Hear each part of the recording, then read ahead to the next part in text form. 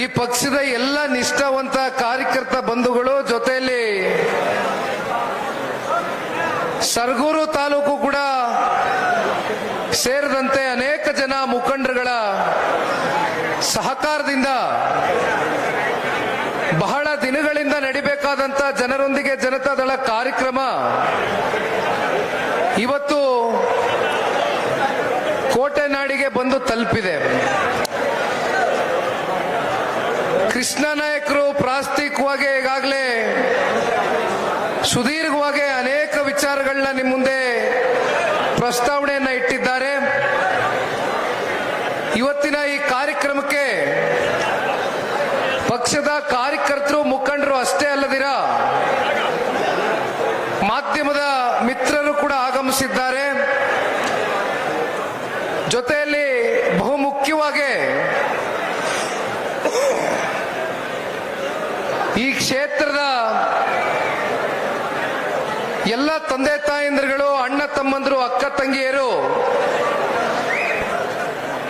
HD ಕೋಟೆಗೂ ಹಾಗೂ ಸನ್ಮಾನ್ಯ ದೇವೇಗೌಡರು ಸಾಹೇಬರ ಕುಟುಂಬಕ್ಕೂ ಒಂದು ಭಾವನಾತ್ಮಕ ಮತ್ತೆ ಒಂದು ಅವಿನಾಭಾವ ಸಂಬಂಧ ಅಂದ್ರೆ ಬಹುಶಃ ತಪ್ಪಾಗ್ಲಿಕ್ಕಿಲ್ಲ. HD ಕೋಟೆ ವಿಧಾನಸಭಾ ಕ್ಷೇತ್ರವನ್ನ ಒಂದು ಮತಕ್ಷೇತ್ರ ಅಂತಕ್ಕಂಥದ್ದಷ್ಟೇ ದೇವೇಗೌಡರ ಕುಟುಂಬ ಪರಿಗಣಿಸಿಲ್ಲ. ಅದೇ ರೀತಿ ಕ್ಷೇತ್ರದ ಜನತೆಯೂ ಕೂಡ ಜಿಲ್ಲೆಯ ನಾಯಕರು ಮಾತನಾಡಬೇಕಾದಂತ ಸಂದರ್ಭದಲ್ಲಿ 89ರ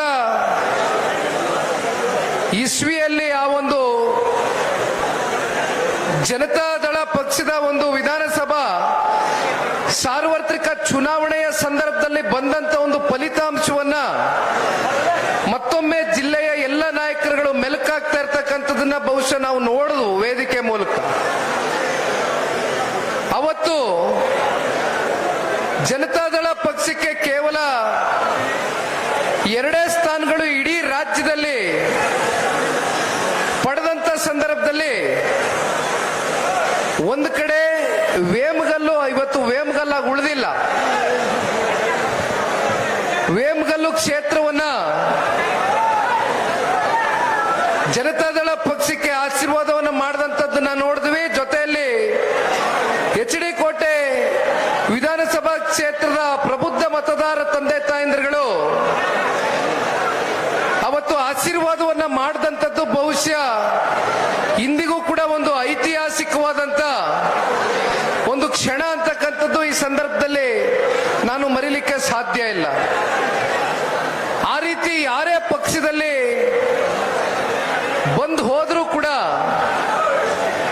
ಪಕ್ಷವನ್ನ ಪ್ರೀತಿಸ್ತಕ್ಕಂಥ ವರ್ಗ, ಸನ್ಮಾನ್ಯ ದೇವೇಗೌಡರು ಸಾಹೇಬ್ರನ್ನ ಆರಾಧಿಸ್ತಕ್ಕಂಥ ವರ್ಗ, ಸನ್ಮಾನ್ಯ ಕುಮಾರಣ್ಣವರ ನಾಯಕತ್ವವನ್ನ ಮೆಚ್ಚಿರ್ತಕ್ಕಂಥ ಒಂದು ವರ್ಗ ಇಡೀ ರಾಜ್ಯದಲ್ಲಿ ಯಾವುದಾದ್ರೂ ಇದ್ರೆ ಅದು ಮೊದಲನೇ ಸ್ಥಾನ HD ಕೋಟೆ ವಿಧಾನಸಭಾ ಕ್ಷೇತ್ರದ ಎಲ್ಲ ನಮ್ಮ ತಂದೆ ತಾಯಂದಿರುಗಳಿಗೆ ಈ ಸಂದರ್ಭದಲ್ಲಿ ಸೇರ್ಬೇಕು ಅಂತಕ್ಕಂಥದ್ದು ಈ ಸಂದರ್ಭದಲ್ಲಿ ನಾನು ಈ ಪಕ್ಷದ ಒಬ್ಬ ನಿಷ್ಠಾವಂತ ಕಾರ್ಯಕರ್ತನಾಗಿ ತಿಳಿಸ್ಲಿಕ್ಕೆ ಬಯಸ್ತೇನೆ.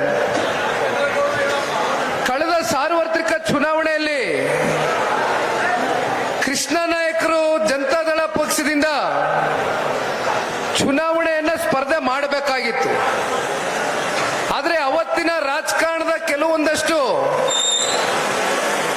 ಆ ಸನ್ನಿವೇಶಗಳು ನಮ್ಮ ಕಣ್ಣು ಮುಂದೆ ಒಂದಷ್ಟು ಬದಲಾದ ಅವತ್ತಿನ ಕಾಲಘಟ್ಟದಲ್ಲಿ ತಗೊಂಡಂತ ಕೆಲವೊಂದಷ್ಟು ನಿರ್ಣಯಗಳೇನಿತ್ತು, ಕೃಷ್ಣ ನಾಯಕರು ಕಳೆದ ಸಾರ್ವತ್ರಿಕ 23ರ ಚುನಾವಣೆಯಲ್ಲಿ ಜನತಾದಳ ಪಕ್ಷದಿಂದ ಅಭ್ಯರ್ಥಿಗಳಾಗಿದ್ರೆ ಬಹುಶಃ ಇವತ್ತು ನಿಮ್ ಕಣ್ಣು ಮುಂದೆ ನಿಮ್ಮೆಲ್ಲರ ಆಶೀರ್ವಾದದಿಂದ ಅವರು ಶಾಸಕರಾಗ್ತಾ ಇದ್ರೇನೋ. ಯಾವ ರೀತಿ ಆಡಳಿತ ಯಂತ್ರದಲ್ಲಿ ಒಂದು ಕುಸಿತವನ್ನ ನೋಡ್ತಾ ಇದ್ದೇವೆ, ಯಾವ ರೀತಿ ವೈಫಲ್ಯತೆಗಳು, ಭ್ರಷ್ಟಾಚಾರಗಳು, ಹಗರಣ ಪ್ರತಿನಿತ್ಯ ತಾಂಡವವಾಡ್ತಾ